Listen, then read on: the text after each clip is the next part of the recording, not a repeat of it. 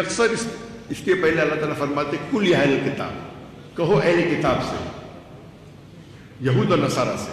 لیکن یہ آیت باقی غیر مسلم کے لیے بھی لاگو ہو سکتی ہے، چاہے وہ ہندو ہو چاہے بدھ ہو، ہر غیر مسلم کے لیے لاگو ہو سکتی ہے.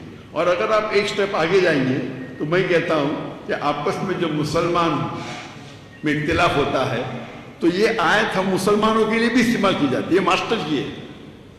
اور آپ دیکھیں گے کہ اگر ہم اللہ کے رسول کو اور اللہ کو آگے رکھیں گے تو لوگ آپ سے جڑیں گے.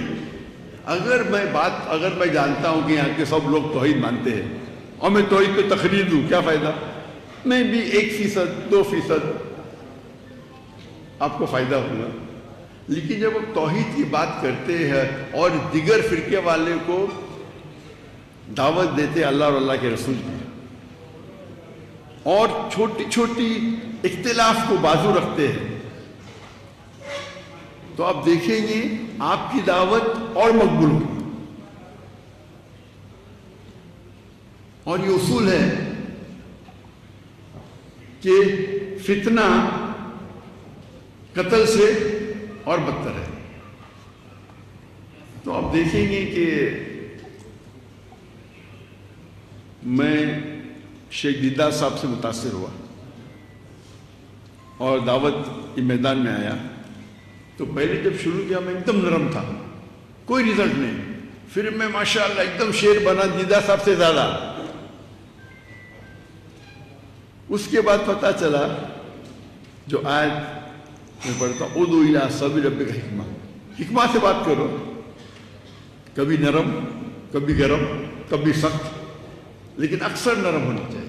ضرورت ہے تو شیر کے جیسی بات کرو، لیکن شیر کو گرجنے کی ضرورت نہیں. وہ جنگل میں آ جاتا ہے تو لوگ سمجھ جاتے ہیں کہ یہ شیر ہے، گرجنے کی ضرورت نہیں.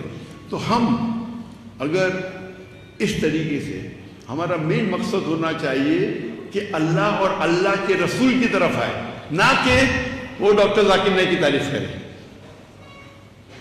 اگر میں چاہتا ہوں ڈاکٹر ذاکر نائک کی تعریف کرے تو دنیا میں شاید مجھے تھوڑا شہرت مل جائے، لیکن آخرت میں بہت مشکل ہے. ہماری رضامندی ہے اللہ کی رضامندی.